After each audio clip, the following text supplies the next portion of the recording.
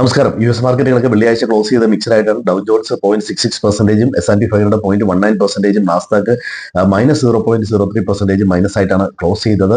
എല്ലാവർക്കും അറിയാം Venezuelan crisis, അങ്ങനെ ഒരു പുതിയൊരു ജിയോ പൊളിറ്റിക്കൽ ടെൻഷനോടെ മാർക്കറ്റിൽ വന്നിരിക്കുകയാണ്. കുറച്ചു നാളായി അമേരിക്ക വെനസ്വേലയുടെ എണ്ണയിൽ കണ്ടെന്നിട്ട് ഇങ്ങനെ പല ആരോപണങ്ങൾ വെനസ്വേലയ്ക്കെതിരെ ഉന്നയിക്കുന്നുണ്ട്. അവിടുത്തെ പ്രസിഡന്റിനെയും വൈഫിനെയും അവരെ ശരിക്കും പറഞ്ഞാൽ ഇന്റർനാഷണൽ ലോയ്ക്ക് എതിരാണ്, തട്ടിക്കൊണ്ടുപോയി എന്ന് വേണം പറയാൻ. അപ്പൊ അതിനെ തുടർന്നുണ്ടാകുന്ന ക്രൈസ്, സ്വർണം വെള്ളിന്റെ പ്രൈസ് കൂടാൻ സാധ്യതയുണ്ട്.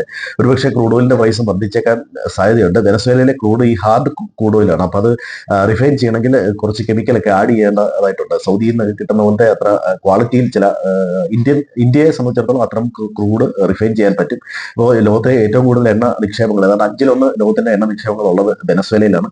പക്ഷെ അവർക്ക് അത് എക്സ്പ്ലോർ ചെയ്തെടുക്കാൻ പറ്റുന്നില്ല. ഇത്തരത്തിലുള്ള പല ഇഷ്യൂ ഉണ്ട്. ഇനി അമേരിക്കൻ കമ്പനികൾ വെനസ്വേലയിൽ വീണ്ടും ചെന്ന് ക്രൂഡ് ഓയിൽ എക്സ്പ്ലോർ ചെയ്യും. അത്തരത്തിലുള്ള വാർത്തകളൊക്കെയാണ് വരുന്നത്. അപ്പോൾ ജിയോ പൊളിറ്റിക്കൽ ടെൻഷൻ ഇതേ തുടർന്നുണ്ടാവാം. ഇന്ത്യ വെനസ്വേലയായിട്ട് ട്രേഡ് ഉള്ളതാണ്.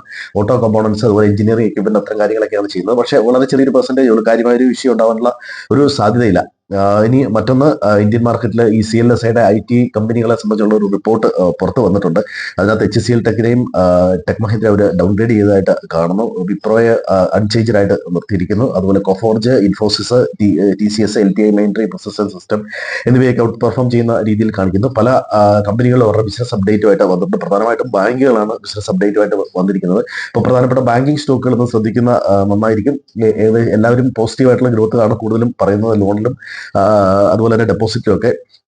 മറ്റു ചില NBFC കമ്പനികളും ബിസിനസ് അപ്ഡേറ്റുകളുമായിട്ട് വന്നിട്ടുണ്ട്. ബജാജ് ഫിനാൻസ് തുടങ്ങിയ കമ്പനികൾ വന്നിട്ടുണ്ട്. അപ്പൊ അത്തരം കമ്പനികളെല്ലാം ഇന്ന് ശ്രദ്ധിക്കേണ്ടതാണ്. അതുപോലെ ഇന്ത്യയുടെ PMI ഡേറ്റ വന്നത് 2 വർഷത്തെ ലോയിലാണ് ഡേറ്റ കാണിക്കുന്നത്. ചെറിയ ഓർഡർ, അത്തരം കാര്യങ്ങളിലൊക്കെ ചെറിയൊരു നെഗറ്റിവിറ്റി ഉണ്ട് എന്ന് കാണിക്കുന്നു. അതുപോലെ തന്നെ ശോഭ ഡെവലപ്പേഴ്സിനെ സംബന്ധിച്ചിടത്തോളം 52% സെയിൽസ്, അതായത് ബുക്കിംഗ് സെയിൽസ് ഉള്ളതായിട്ട് കാണിക്കുന്നു. വേദാന്ത അവർ അലുമിനിയം, സിങ്ക് എന്നീ പ്രൊഡക്ഷനൊക്കെ കൂട്ടിയതായിട്ടാണ് ഡേറ്റ സൂചിപ്പിക്കുന്നത്. അതുപോലെ സ്റ്റീല്, ഗ്യാസ് ഒക്കെ ഡൗൺ ആയിട്ടാണ് കാണിക്കുന്നത്. ഇനി അതുപോലെ പല കമ്പനികളും അവരുടെ റിസൾട്ടിന് മുമ്പ് ബിസിനസ് അപ്ഡേറ്റുമായിട്ട് വരാൻ സാധ്യതയുണ്ട്. അത്തരം കമ്പനികൾ ശ്രദ്ധിക്കുക. നല്ല ബിസിനസ് അപ്ഡേറ്റ് ഉള്ള കമ്പനികളുടെ നല്ല രീതിയിൽ അവരുടെ സ്റ്റോക്ക് പെർഫോം ചെയ്യാൻ സാധ്യതയുണ്ട്. ഇന്ത്യയെ സംബന്ധിച്ചിടത്തോളം ഇനി വരുന്ന ദിവസങ്ങളിൽ ഫെബ്രുവരി 1 ബഡ്ജറ്റ്, അതുപോലെ Q3 റിസൾട്ടുകൾ, അതുപോലെ ട്രേഡ് ഡീലിനെ സംബന്ധിച്ചിട്ടുള്ള ഡേറ്റകൾ, ഫെഡിന്റെ ഇൻട്രസ്റ്റ് റേറ്റ് കട്ട്, ക്രൂഡ് ഓയിലിന്റെ മൂവ്മെന്റ് ഒക്കെയാണ് ഇനി മാർക്കറ്റിന്റെ ഇതിനെ സ്വാധീനിക്കുന്നത്. മാർക്കറ്റ് ചെറിയൊരു ബുള്ളിഷ് മൂവ്മെന്റ്, ഒരുപക്ഷെ ബഡ്ജറ്റ് ബേസ് ചെയ്തിട്ടുള്ള ഒരു മൂവ്മെന്റ് മാർക്കറ്റിൽ ഉണ്ട് എന്ന് വേണം മനസ്സിലാക്കാൻ. ഓൾ ടൈം ഹൈ ഒന്ന് കട്ട് ചെയ്ത് നിൽക്കുന്ന മാർക്കറ്റാണ്. ചെറിയൊരു ബുള്ളിഷ്നെസ് ഉണ്ട്. ഒരുപക്ഷെ PMI ഡാറ്റ താഴെയൊന്നും വന്നെങ്കിൽ പോലും ചെറിയൊരു പോസിറ്റീവായിട്ടുള്ള ഡാറ്റ ഉണ്ട്. അതുകൊണ്ട് 26,440 ലെവലൊരു റെസിസ്റ്റൻസ് ആയിട്ട് നിൽക്കുന്നു. 26,000 തന്നെയാണ് സപ്പോർട്ട്. എല്ലാവർക്കും നല്ലൊരു ട്രേഡിംഗ് ആശംസിക്കുന്നത്. Thank you.